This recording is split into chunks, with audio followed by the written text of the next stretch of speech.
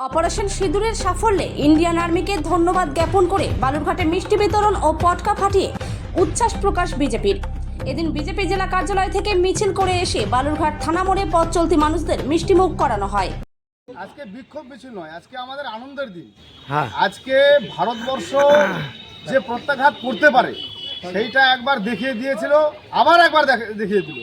তো এইটা আজকে যে ঘটনা, তারপরে এই ভারতবর্ষের 150 কোটি সাধারণ জনগণের আর মাথা উঁচু করে দিয়েছে নরেন্দ্র মোদী।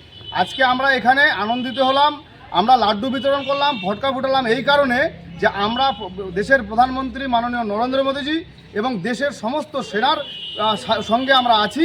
সেই উল্লাসে আমরা আজকে এই লাড্ডু বিতরণ করলাম এবং ফটকা ফুটালাম জাতীয় পতাকা নিয়ে। Thank you. আপনার নাম? শুভ চক্রবর্তী, জেলা যুব মোর্চার সভাপতি। সকলেই আমরা জানি গত 22শে এপ্রিল পহেলগাঁওয়ে যে নৃশংস হত্যাকাণ্ড ঘটিয়েছে পাকিস্তানি জঙ্গিরা, তার বিরুদ্ধে সারা ভারতবর্ষ, ভারত সরকার থেকে শুরু করে সারা ভারতবর্ষই শুধু সারা বিশ্ব ধিক্কার জানিয়েছে এবং সমগ্র ভারতবর্ষের মানুষ, সেই সঙ্গে বালুরঘাটের মানুষও উদ্গ্রীব ছিলেন কখন এর বদলা নেওয়া হবে। বুঝতে পারছিল না যে কখন কী হচ্ছে, অনেকেই খুব উদ্গ্রীব হয়েছিল যে কেন হচ্ছে না।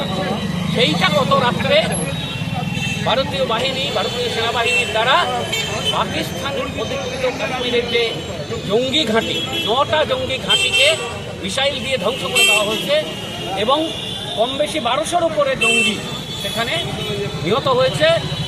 এই উচ্ছ্বাস প্রাথমিকভাবে সারা ভারতবর্ষের সমস্ত স্তরের মানুষের দল ও মত নির্বিশেষে সমস্ত স্তরের মানুষকে উচ্ছ্বসিত করেছে। তারই বহিঃপ্রকাশ এখানেও বালুরঘাটের মানুষের মধ্যে এই পটকা পাঠানো এবং মিষ্টান্ন বিতরণের মধ্যে দিয়ে চলছে এবং আমরা এই সঙ্গে আশা করছি যে এই যে অপারেশন সিঁদুর নাম দিয়ে যে অপারেশন হয়েছে, আগামীতে অপারেশন সিঁদুর 2 অনতিবিলম্বে সংগঠিত হবে এবং পাকিস্তানের মেরুদণ্ড একদম ধ্বংস করে দেওয়া হবে। এই প্রচেষ্টাতেই আমরা আছি।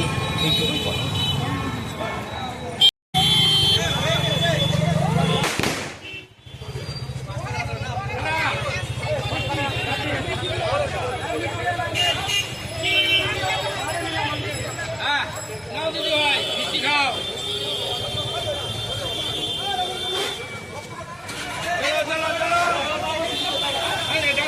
খাইছে